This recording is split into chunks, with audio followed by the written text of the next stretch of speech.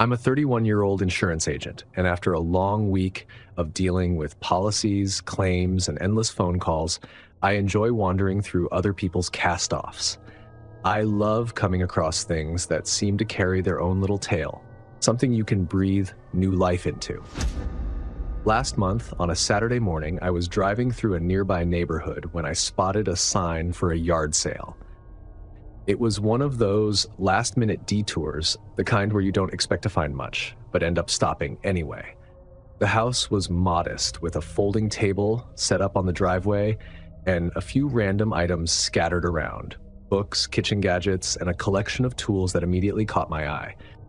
Among the tools was a rusty, old-school red metal toolbox. It reminded me of the one my grandfather used to have in his garage when I was a kid. I could almost smell the motor oil and sawdust just looking at it. I opened it up and saw a few random tools inside: a couple of wrenches, some screwdrivers, and an old hammer with a worn wooden handle.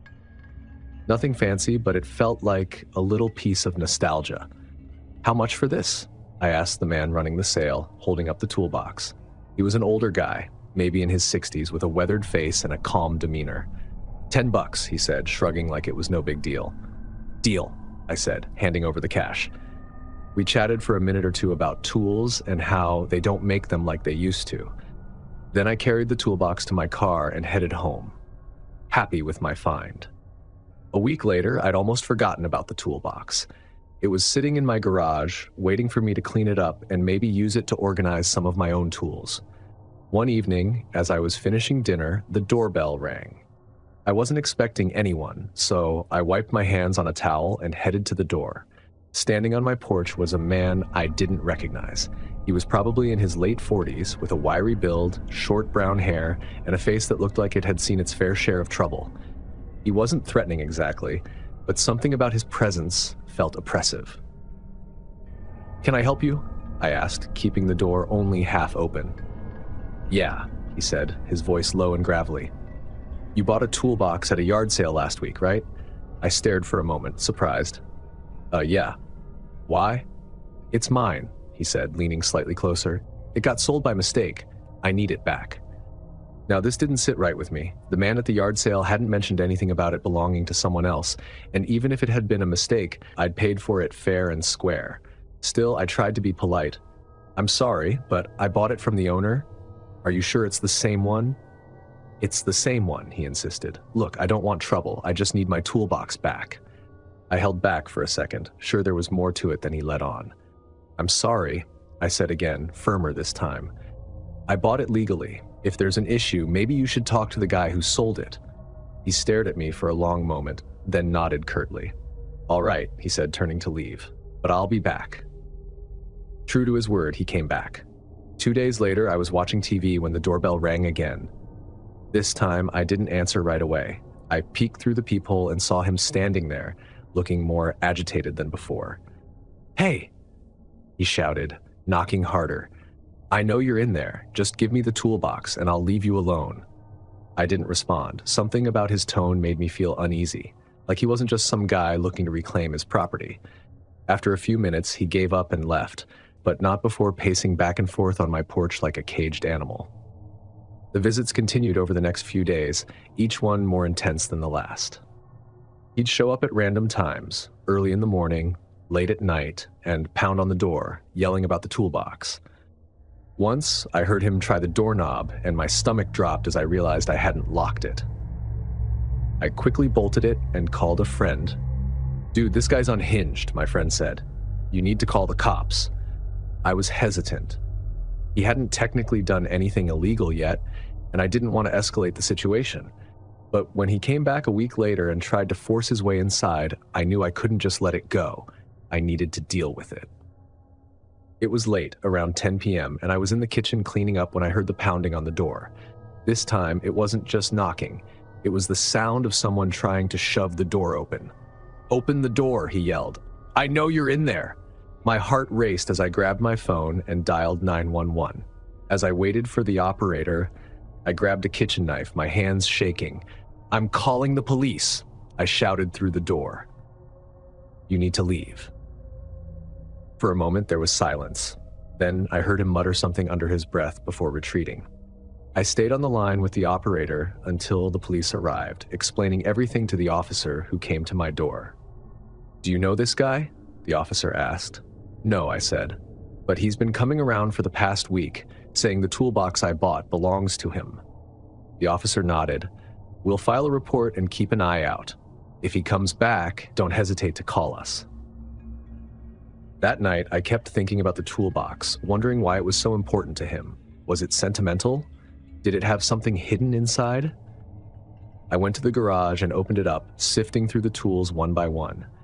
Nothing seemed unusual, just the same old wrenches and screwdrivers I'd seen when I bought it. But then I noticed something odd.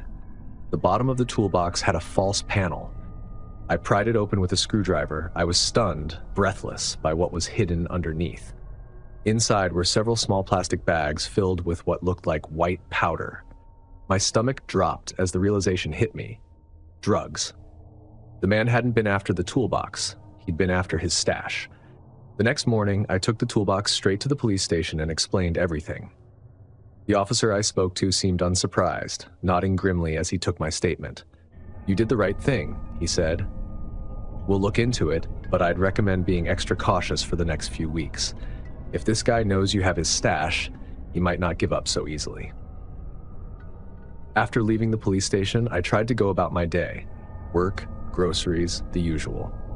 Life had to go on. It was late when I returned home. I couldn't stop thinking about all that had happened this past week. The officer I'd spoken with had been straightforward. Turning over the toolbox and its contents was the right move, but the man might not let things go so easily. They promised to investigate, but the officer's parting words stuck with me. "Be cautious." As I pulled into my driveway, something immediately felt wrong. The porch light, which I always left on, was off, leaving the front of my house in eerie darkness. I grabbed my phone from the passenger seat and stepped out of the car, scanning the area. Then I saw it. The front door was wide open, the lock shattered and hanging loosely from the frame. A jolt of adrenaline shot through me as I froze, staring at the gaping doorway. For a moment, I debated calling the police again, but the urge to know what was happening in my own home was stronger. I dialed 911, keeping the operator on the line, and cautiously stepped inside. The scene was chaos. The living room looked like a tornado had blown through it. Cushions thrown from the couch, shelves emptied, and papers scattered everywhere. My heart pounded as I moved deeper into the house. The kitchen was no better. Every cabinet door hung open, dishes smashed on the floor, and even the contents of the fridge had been dumped onto the counter. As I turned down the hallway toward the bedrooms, I heard the unmistakable sound of hurried footsteps. My pulse quickened, and I pressed myself against the wall, straining to listen. The back door slammed, and I caught a glimpse of two men sprinting into the backyard, disappearing into the shadows beyond my fence. I wanted to chase them, to yell, to do something, but fear rooted me to the spot. Instead, I waited a moment, making sure they were truly gone, before continuing to survey the damage. My bedroom was completely trashed, closets yanked open, the mattress overturned, and every drawer pulled from the dresser and dumped onto the floor. It didn't take a detective to figure out what they'd been after. The toolbox. The police had it now, safely tucked away in an evidence locker, but those men didn't know that. They'd been watching me, waiting for me to leave so they could break in and retrieve it themselves. The realization sent a chill down my spine. These men weren't just petty thieves. They were desperate, willing to tear apart my house and risk getting caught to get their hands on their stash, and now they knew it was gone. The police arrived a short time later. I explained what had happened, describing the two men as best I could, though I hadn't seen their faces clearly in the dark.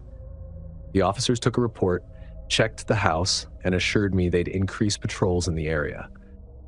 "Do you think they'll come back?" I asked, my voice shaking slightly despite my best efforts to stay calm. "It's possible," one of the officers admitted. "But now that they know the toolbox isn't here, they might move on. Either way, we'll keep an eye out, make sure to install new locks, and consider adding some cameras." The next few days, I had the locks replaced, installed a security system, and stayed with a friend while I tried to process everything. The sense of violation was overwhelming. My home, my safe space, had been invaded, and it was hard to shake the feeling that someone was still watching. I still find myself looking over my shoulder every time I come home, scanning for unfamiliar cars or figures lingering nearby. The police haven't updated me on their investigation, and I don't know if they ever caught the man from the yard sale or his accomplices. Thankfully, the man never came back. I don't know if the police caught him or if he decided the risk wasn't worth it. Either way, I was stuck in a constant state of paranoia, always checking behind me outside. Looking back, I realize how naive I was to think a yard sale could be so harmless. What started as a nostalgic purchase turned into one of the most terrifying experiences of my life.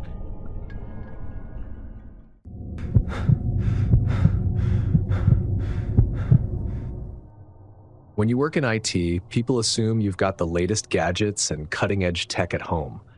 But honestly, while I deal with advanced systems at work, my weekends are spent tinkering with old consoles, vinyl records, and, VHS tapes. Rewinding a tape is one of those small, comforting rituals, hearing that soft whirring sound and watching movies the way I did as a kid. So when I came across a yard sale with a box of tapes for only $5, it felt like hitting the jackpot. The sale was nothing special. The family who lived a few houses from mine was moving out and was getting rid of some old things. They had a few tables with mismatched items, and the man was sitting in a lawn chair sipping iced tea. I wasn't even looking for anything specific, but the box of tapes caught my eye. Most of them were old classics: E.T., The Goonies, Back to the Future, nostalgic gold. But buried beneath them was an unmarked black tape, its label peeled off, leaving a faint adhesive residue. It stood out, and I couldn't resist.